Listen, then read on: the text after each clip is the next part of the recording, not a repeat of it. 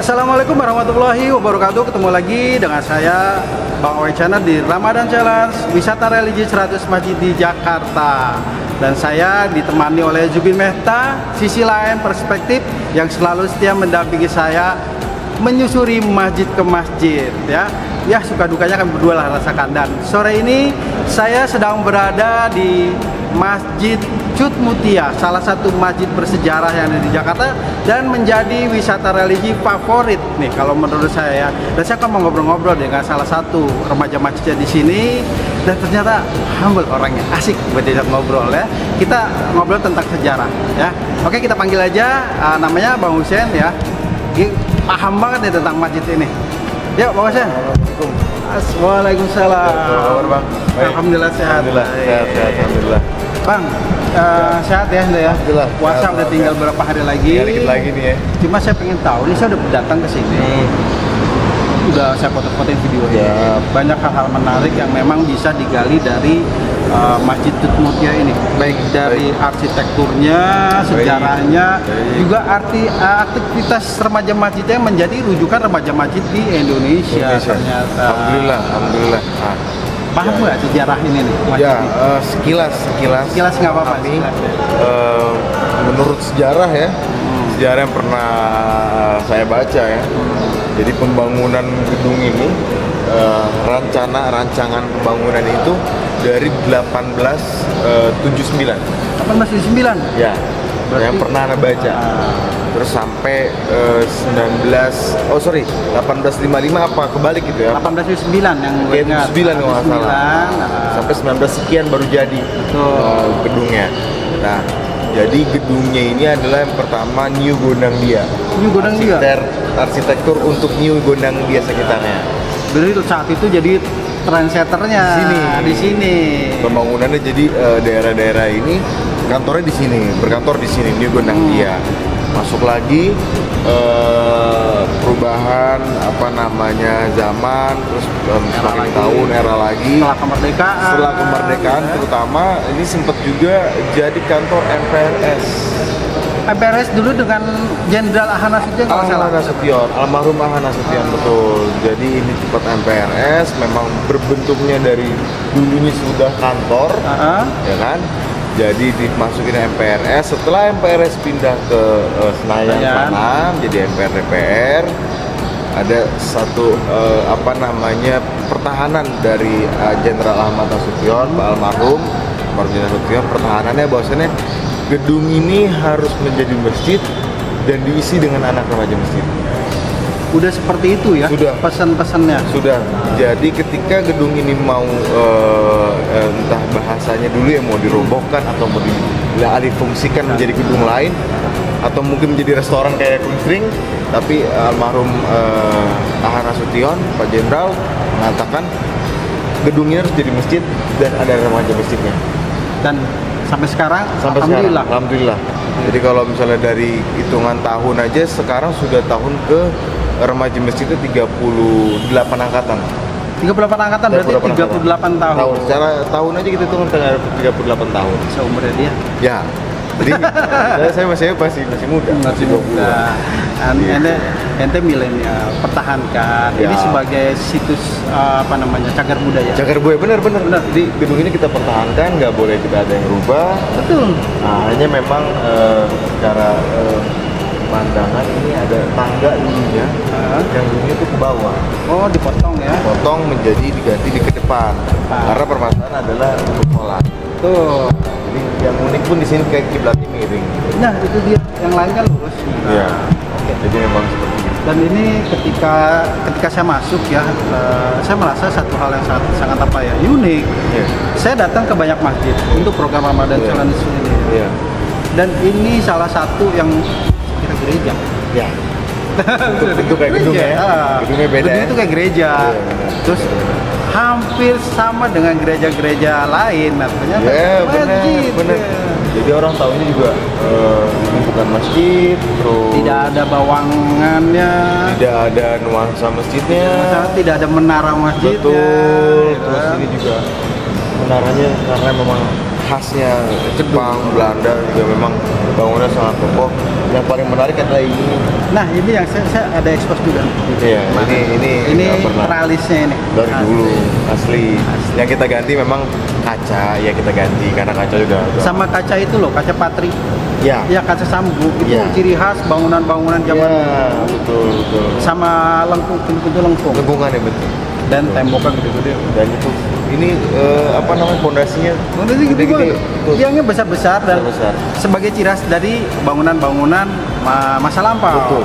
Gini, Bang Husen, ini kan program saya merujuknya nanti program wisata religi Iya. di Jakarta. Insya Allah saya dari Bank Infak Iya. juga ada satu kegiatan nanti membentuk kayak program wisata religi di Jakarta, tapi di Jakarta. spot-spot tertentu. Jadi mereka datang ke sini tidak Baik. hanya datang lihat masjid, tapi mereka mau ibadah dulu. Baik. Terus mereka saya akan kasih mereka makan malam rich travel, Baik. makan malam besar gitu Iya, ya. iya. Jadi kalau misal jatuhnya di sini, Iya. saya akan ajak dia makan di Raffles atau apa gitu, makan ala kolonial begitu. Iya. Oh, keren. Tapi mereka endingnya adalah di misalnya di Masjid Keramat Luar Batang atau di daerah Pekojan, Kampung Iya. Arab. Saya akan mereka kasih hidangan mereka makan khas Arabian ala Sultan. Keren. Ini paket yang akan kita Keren nih. buat. Ini keren ini. Ya, Keren. nginep ya tinggal di sebelah kan ada. Saya nggak perlu sebut namanya tapi insya Allah jadi. Ada. Bener. Itu udah partner kita itu. Oh, udah partner Udah tuh. partner. Jadi setiap bulan Ramadan partner kita. Oke, siap Udah ya. aman itu. Kita dukung deh ya. Siap. Wah, Nanti kita dukung ini. Iya, benar, Menarik karena- banget sih programnya nih. ya daripada mereka jalan-jalan kemana kan. Bener. Kita menarik. Nah, memang di Cutmutia ini tahun lalu 2019 sebelum pandemi, saya buat program sama Sabang sampai Merauke dari Kementerian Luar Negeri, dalam negeri dan luar negeri. Jadi kita panggil dari anak-anak umuran SMP, SMA dari Sabang sampai Merauke. Kita undang ke sini perwakilannya. Di sini ada sesi tanya jawab mengenai lintas agama. Bagus. Itu didukung sama Bu Sri Mulyani, Menteri Keuangan. Iya. Karena memang kan kebersamaan. Ya. Sekarang gini, ini gue cerita nih tempat lain ya di Iya. Pekojan. Itu kampung Arab. Iya. Perkampung itu hidup di antara perumahan perkampung Cinaan. Iya. Jadi rupanya orang Arab dan orang Cina itu udah lama rukun. Udah lama. Iya. Jangan sampai sekarang kita pecah. Belah. Bener, memang kita nih Risma Cutmutia selalu mengedepankan ya ini kebersamaan lintas agamanya, terus toleransinya sangat tinggi. Ini salah satu kegiatan Kegiatan kita lintas remaja. agama, kegiatan kita. Keren. Termasuknya itu Ramadan Jazz Festival. Tahun ini cuma online ya. Jadi kalau Ramadan Jazz Besok gua Festival datang. online itu offline. Jadi kita nggak pernah membatasi siapapun yang hadir, boleh semua yang hadir. Online loh. Jadi boleh sih, offline mau online boleh hadir. Yang penting ketika offline bagi teman-teman yang non muslim berpakaian yang masih tertutup, masih nyaman, tertutup, menyesuaikan. Tapi kita perbolehkan. Jadi kita nggak pernah batas-batasin. Dan memang tujuan ini untuk merangkul anak muda yang di Jakarta khususnya. Berarti pas lah program antara saya dengan Menarik. Risma dengan Bawang Channel. Insya Iya. Allah kita ada kerjasama. Boleh. Oke, sahabat Bawang Channel. Tadi sih kita sempat ngobrol-ngobrol tentang sejarah masjid ini. Berikut kegiatan dari remaja Masjid Cutmutia atau disebut dengan Risma. Ini udah 38 angkatan. Ternyata kami klik loh di sini ya untuk program-programnya insya Allah ya. Alhamdulillah, Depan insya Allah. Antara Bawang Channel terus Risma, dengan ya. Risma. Dan satu lagi saya mau kenalin ini partner. Dia selalu mensupport, kayaknya cocok Siap. dengan kita. Baik. Ini Baik. yang mensupport kita sebutin dulu ya, sebentar nih ada beberapa tapi ada yang selalu mendukung saya yang mensupport program Ramadan Challenge, wisata religi 100 masjid. Nah ini dari Kemenparekraf Bang Sandi. Terima kasih Mas Sandi supportnya ya. Support juga tuh dari Ramadan Jazz. Parekraf. Oh iya, Mas Andi, support juga di Ramadan Jazz. Terus didukung. Terus. Ya. Apalagi nanti ada Bank Infak, ada Mes DKI Jakarta, ada IPOS, Ivendo. IPOS itu adalah Indonesian Professional Organization Society dan Industri Event Indonesia. Pasti lu bakal ketemu dengan mereka setiap kegiatan di Risma nanti. Terus ada SK Happy, ini emak-emak UKM yang itu mama ceria, dia selalu semangat, dia mau menghidupkan UKM di masjid-masjid ya. Terus ada Yayasan Hasanah Titik. Nah, ini yayasan selalu kegiatan sosial, selalu turut aktif. Ya. Terus ada lagi dari Bank BJB. Nah, Bank BJB terima kasih supportnya ya buat operasional kita, thank you banget. Terus Kemon Jalan-Jalan, ini Kemon Jalan-Jalan itu situs anak-anak Bogor nih bikin. Jadi mereka kalau ada jalan kemana, yuk Kemon Jalan-Jalan. Oh, Kemon Jalan-Jalan. Kan nanti wisata religi ini akan masuk ke program mereka juga. Yeah. Mereka tidak hanya bawa mereka ke Labuan Bajo, ke Bali, Singapura, atau ke Raja Ampat, tapi mereka akan buat program baru nanti dengan Bang Channel namanya wisata religi. Keren. Ya, kedepannya akan seperti itu. Ya. Terus ada lagi dari Koperasi Jakarta Tersenyum. Nah, ini teman-teman kita anak muda semua isinya bikin koperasi.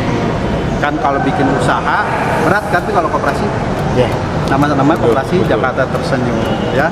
Oke, itu aja tadi saya ucapkan terima kasih saya buat yang udah dukung, dan saya mau kenalin nih salah satu penunggu saya, Bang Reza nih dari Bank Infak, silakan. Di sini Bang, tengah-tengah Pak. Oke.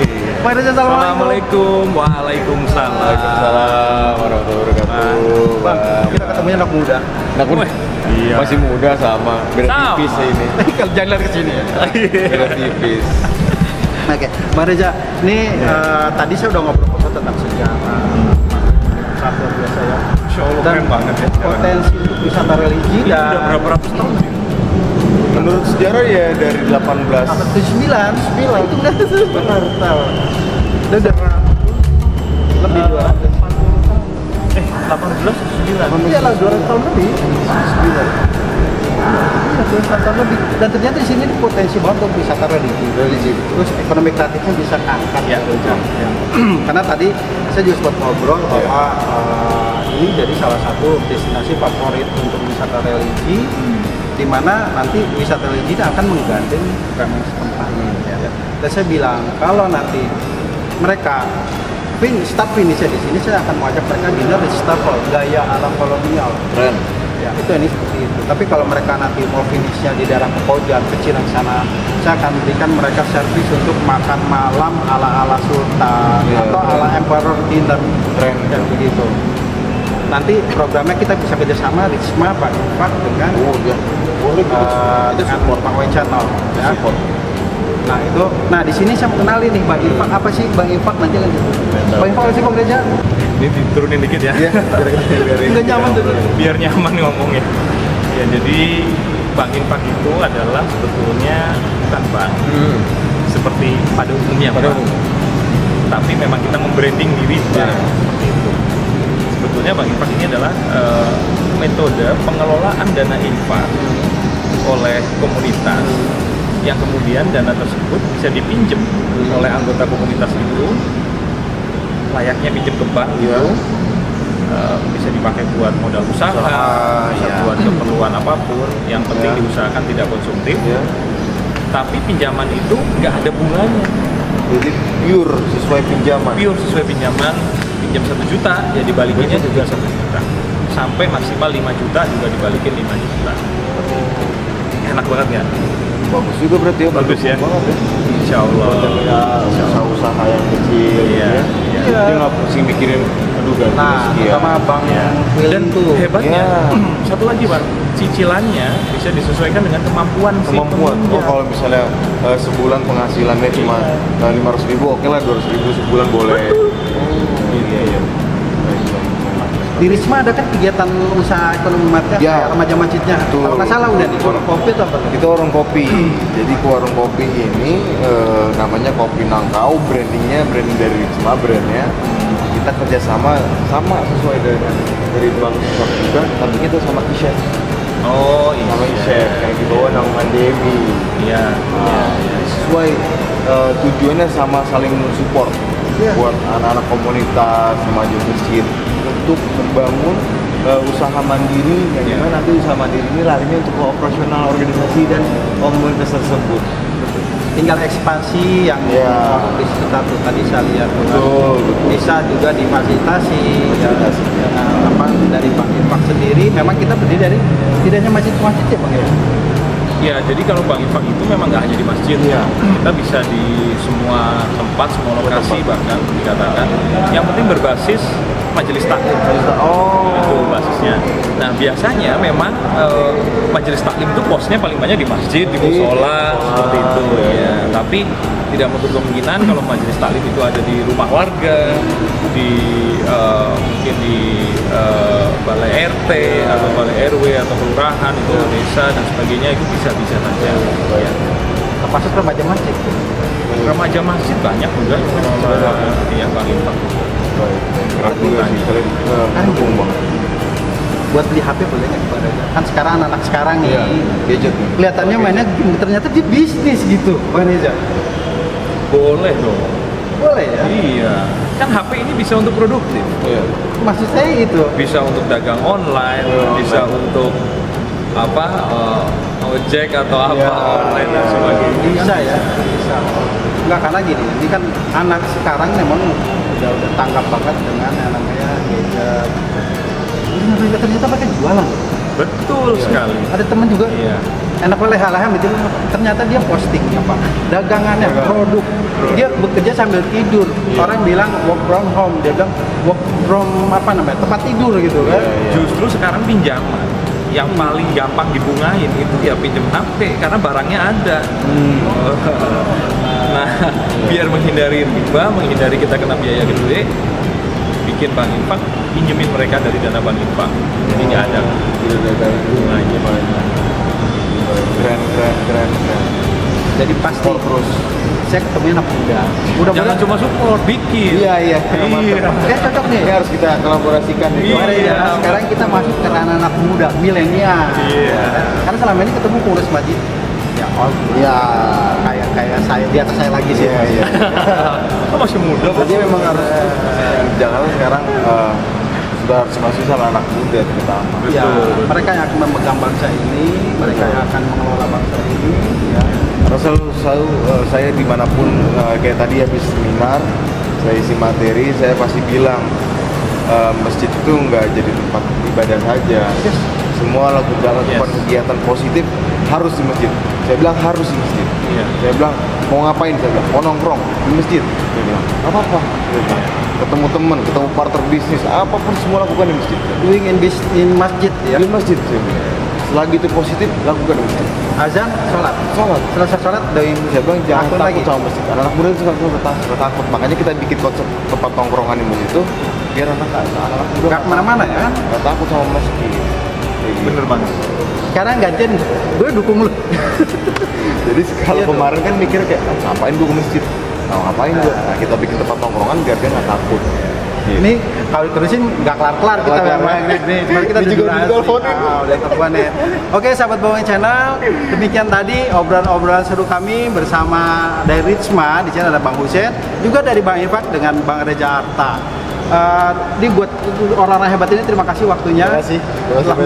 Telah Saya yang rela makasih. waktu bersama Bawang Channel, Saya juga makasih. sisi lain perspektif. Jadi kita sama-sama saling mensupport ya program ini. Ya. Oke, sampai ketemu lagi di masjid yang berikutnya. Billahi taufiq wal hidayah. Wassalamualaikum warahmatullahi wabarakatuh. Waalaikumsalam warahmatullahi wabarakatuh.